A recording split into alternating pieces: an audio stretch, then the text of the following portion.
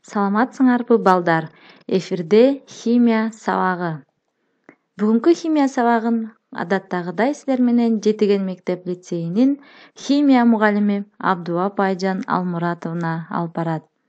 Демек биз бүгүнкү сабагыбызды баштаардан мурун баштагы өтүлгөн теманы кайталап алуубуз керек. Демек биздин баштапкы сабактарыбызды эске салсак, биз галогендер жана алардын жалпы мүнөздөмөсү деген сабакты өткөнбүз. Бул жерде химияны аябай жакшы көргөн Азамат бизге жардам сурап жатат. Себеби ал кызыктуу лабораториялык тажрыйба жүргүзүү үчүн галогендерди чогултуп, себетчесине салып келе жатып жолдо жыгылып түшүп, башка бир элементтер менен аралашып галогендерди таппай жатат. Келгиле балдар, биз Азаматка жардам берели. Экранга жакын отуруп, дептерибизге экранда көрүнүп турган элементтердин ичинен галогендерди Азаматка табууга жардам берели. Келгиле анда, биз галогендерди силер менен биргеликте себетчеге салабыз. Демек, бул жерде йод, хлор, бром, фтор. Демек балдар, биз Азаматка жардам бердик. Азамат жогото алган галогендер булар: фтор, хлор, бром, йод. Демек биз өткөн сабакты эстесек, галогендер бул Менделеевдин мезгилдик таблицасынын 7-А группасында жайгашкан элементтер же болбосо металл эместер. Галогендер деп аталып калуусунун негизги себеби бул галоген деген сөз туз пайда кылуучу дегенди түшүндүрөт. Демек бул галогендер башка металлдар менен биригип туздарды пайда кылат. Анда эмесе, эми бул Азамат лабораторияга кирип, белгисиз бир затты пробиркага куйганда кандайдыр бир реакция жүрүп кетет. Ал элемент жөнүндө бир баракта мондой маалымат жазылыптыр. Бул белгисиз элемент Менделеевдин мезгилдик таблицасында элемент металл эместер деген шаарда галогендер деген көчөнүн 17-үйүндө жашаган. Ал дайыма жашыл көйнөк кийип жүргөн деп. Келгиле балдар, биз өтүлгөн темаларды эске салып, бул кайсыл элемент экендигин ойлонуп көрөлү. Азаматсыңар балдар. Бул Азамат айтып жаткан белгисиз элемент хлор элементи. Демек бүгүнкү биздин сабагыбыздын темасы дагы хлор алынышы, физикалык жана химиялык касиеттери колдонулушу. Демек балдар, бүгүнкү сабакта жемиштүү болуш үчүн биз максаттарды коюп алуубуз керек. Демек, силер эмнелерди билүүңөр керек? Менделеевдин мезгилдик таблицасында алган ордун, атомунун түзүлүшүн, физикалык касиеттерин жана ошондой эле балдар, ачылыш тарыхын, бирикмелерин, колдонулушун, химиялык касиеттерин үйрөнүп, башка галогендер менен салыштыра билүүңөр керек. Анда эмесе биз сабагыбызды баштадык балдар. Демек, хлордун биз атомунун түзүлүшүн карап көрсөк, хлор бул жогоруда айткандай Менделеевдин мезгилдик таблицасынын 7-А группасынын элементи. Атомдук массасы 35,5, катар номери 17, кычкылдануу даражасы +7ден +1ге чейин жана -1. Ал эми бул атомунун түзүлүшүндө 3 энергетикалык деңгээл бар. Ал жерге биз электрондорду бөлүштүрүп жайгаштырууну атомдордун түзүлүшү деген темада өткөнбүз. Демек биз балдар, эми бул хлорду ким ачканы бизге кызыктуу. Демек, ачылыш тарыхына көңүл бөлсөк, 1772 жылы швед окумуштуусу Шелле тарабынан ачылган.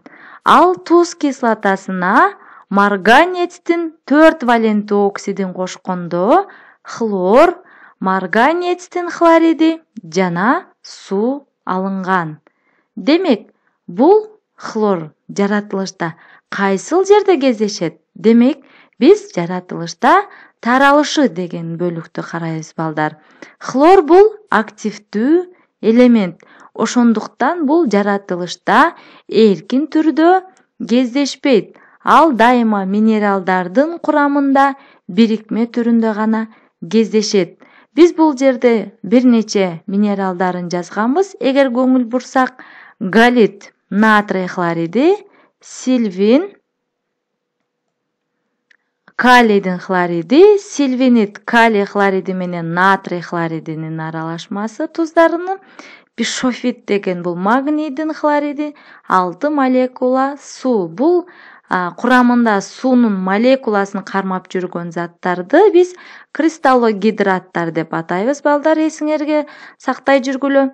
Андан кийинки бул карналит, калийдин хлоридине, магний хлориди жана 6 молекула сууну кармап жүргөн минерал.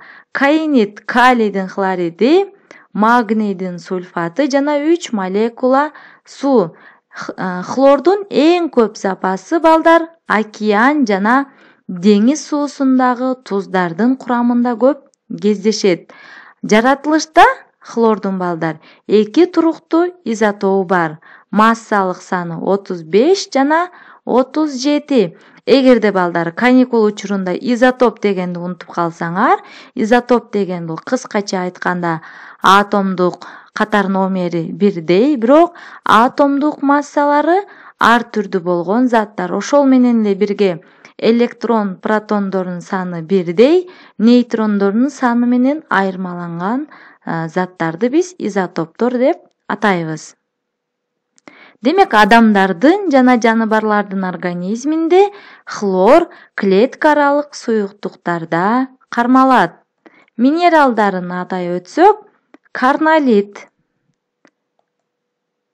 кайнатма туз галит, биз жогоруда формулаларын бердик, сильвин. Демек, балдар, эми биз физикалык касиетин карап көрсөк, бул хлордун физикалык касиети нормалдуу шартта сары жашыл түстөгү кескин жыттуу уулуу газ, абадан 2,5 эсе оор.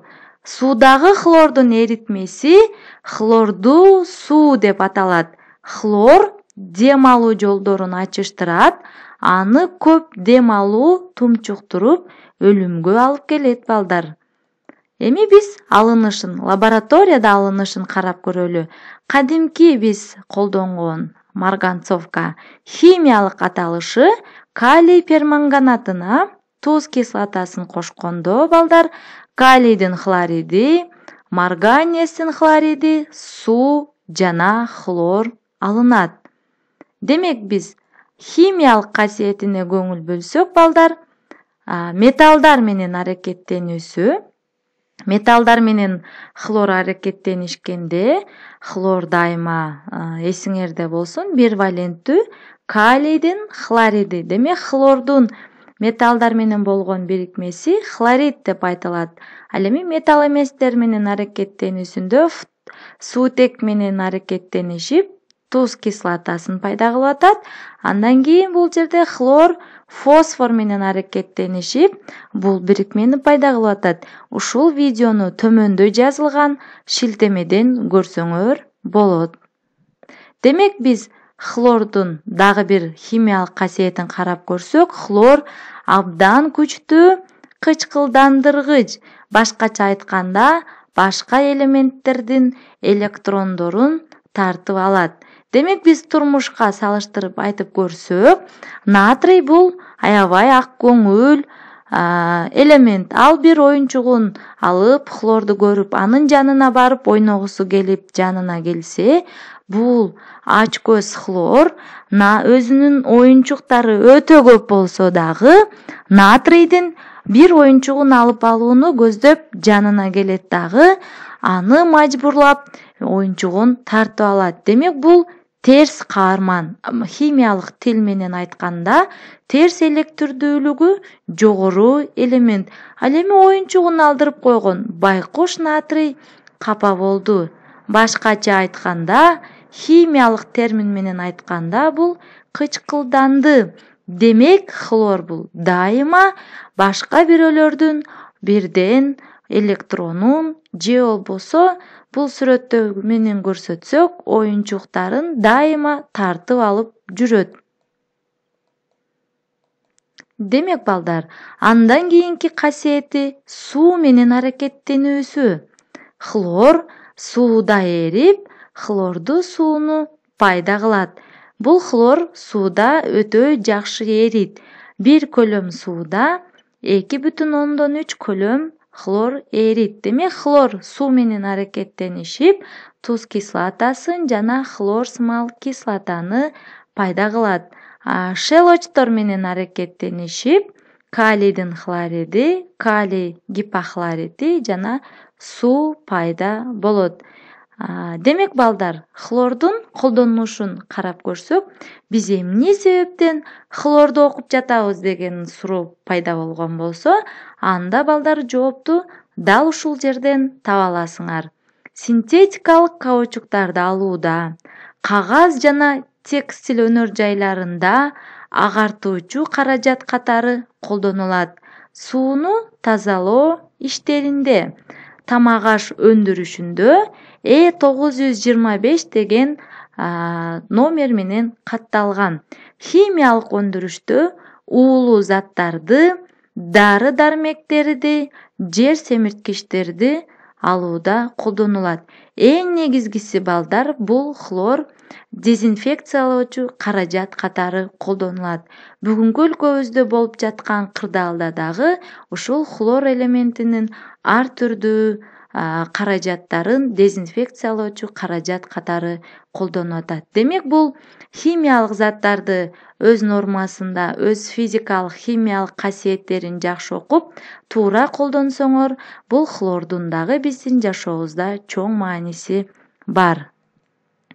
Демек, биз бул мисалды карап көрсөк, белизна агартуучу каражат негизги курамы бул хлор суусу. Тапшырма балдар, хлордун жана суутектин электрондук түзүлүшүн жазгыла. Хлорду суутектин молекуласынын пайда болуусун түшүндүрүп бергиле. Хлорду суутектин молекуласындагы байланыштын тибин аныктагыла.